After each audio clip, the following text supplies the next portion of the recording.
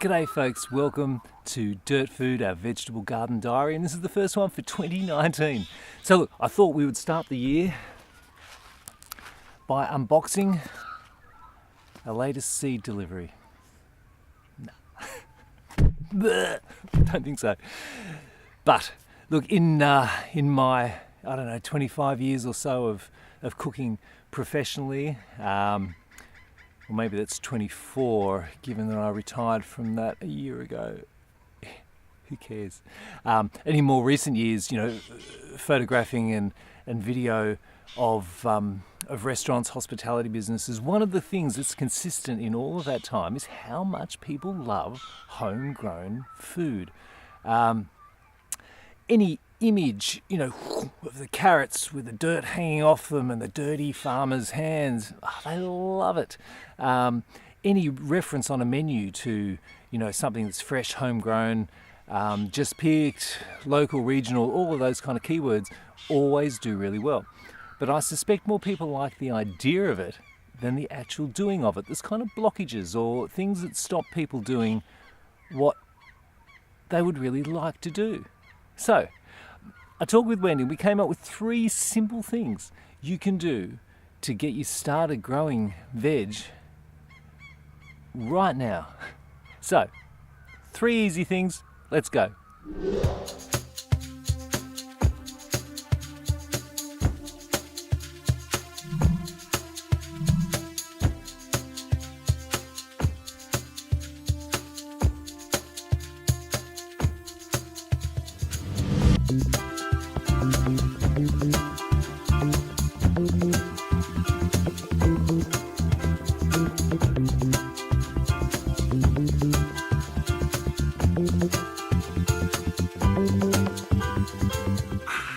All right, point number 1, choose a sunny spot. Now, almost all veggies love full sun, so find a sunny spot. If you're in the southern hemisphere like us, if you're in the southern hemisphere like us, it's going to be a north-facing spot, and you want full sun. Also too, be careful of big trees. Big trees, especially gums, they can send out they're very competitive, and they send out very anti-growth stuff in the soil. It affects the roots of other trees, and they don't grow.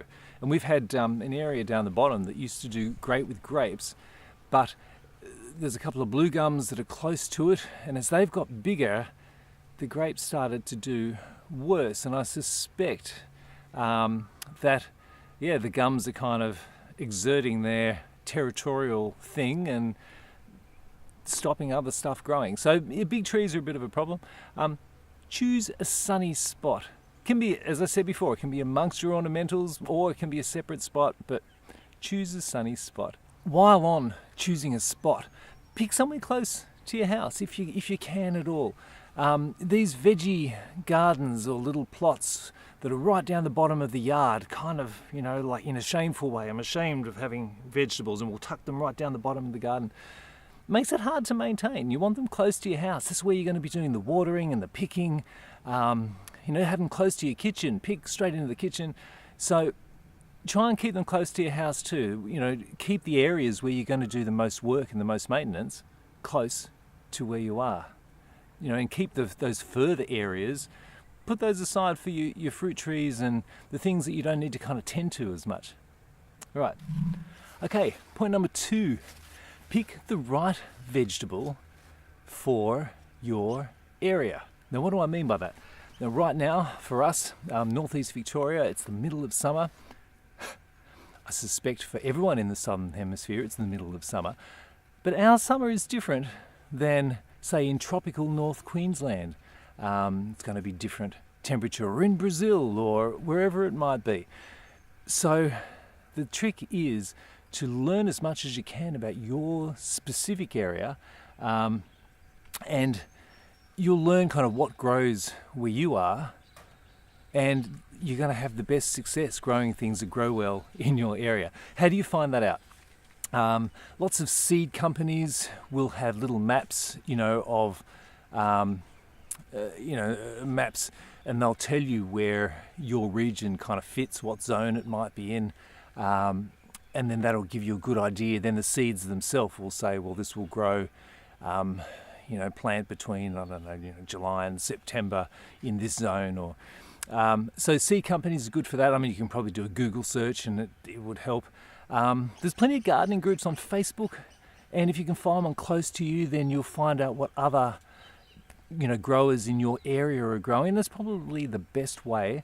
Be cautious of gardening groups. I see all sorts of weird, dubious, scary, wrong, but well-meaning advice on these Facebook groups. So take it with a grain of salt, the advice. But if you can find out, what the locals are growing near you, well, that's the best way. Join a local community garden, have a look around, wander around the neighbourhood, and just get an idea on what's growing. So right now, I'm amongst our corn, and it's doing really well. In some areas, they would have been able to start the corn much earlier than we could, or perhaps grow it much later. But we live where we live, and it determines what we can grow, and it's the same for you. So the more you learn about that, the better. Okay, and point number 3 to get you started growing your own veg is soil. Now, this is, I guess, potentially the subject for a million episodes and diving far deeper than my understanding. So really, for the point of all this, and just to get you started, all you have to do is think about it. You saw the corn before. The soil is where the nutrients are coming from, or that and the atmosphere, and the plants turn it into the stuff that we eat, and it's awesome. But that's a lot of material being created, and so you need to be starting to think about how you can build up the soil, replenish the soil. After you kind of take your yield from it, you always need to be putting stuff back into the soil. So really, it's more at this point, start with whatever you've got, but be aware that veggies are pretty hungry. They need feeding, and they take a lot out, and you have to put a lot back. So inevitably that will lead to composting and turning over some green material so you can put it back into your soil. And look, one of the things behind, I don't know whether you can see, I'll try and show you, but in that bed there, which just grew some peas, we planted some green manure, which was just a crop. In this case, it was wheat and alfalfa, I think, lucerne, same, which we grew up so high, cut it back in, and then we'll let that rot in there for 6 weeks before we plant the next lot. And that's just one of a million ways of just getting some organic matter back into your soil. But the main point here is just to consider your soil and work towards building it up and looking after it. Listen to it like it's a friend. Is it in need? Don't just take from it, but it's a two-way thing. Point number 3, and that's just soil.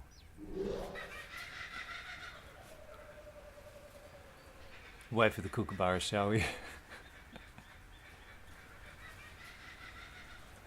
All right, so there you have it. 3 simple things that you can do and think about and consider to get you started growing veg right now. You want to.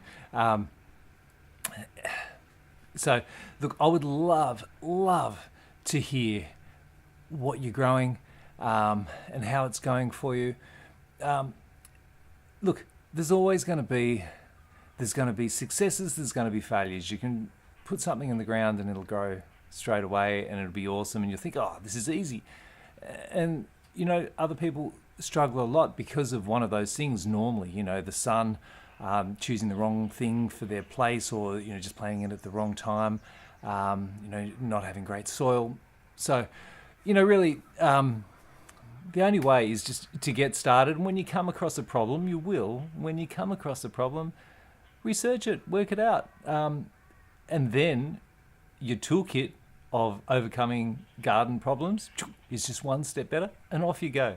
But look, I'm just a passionate believer in, the more we grow our own food, the better, everything is. So anyhow, thanks for watching. look, as always, I say this, but Facebook is stingy with how it distributes these things. I know most of you are probably watching this on Facebook, but look, consider subscribing on YouTube. It's on YouTube, and it means you can always get it. You're notified if there's a new episode, all that stuff. So YouTube is a good outlet for this. And also started an Instagram if you want to see just some of the kind of more artsy garden photos. I'll put it on the screen, at Dirtfood Garden, I think. Anyhow, thanks again. Catch you next time.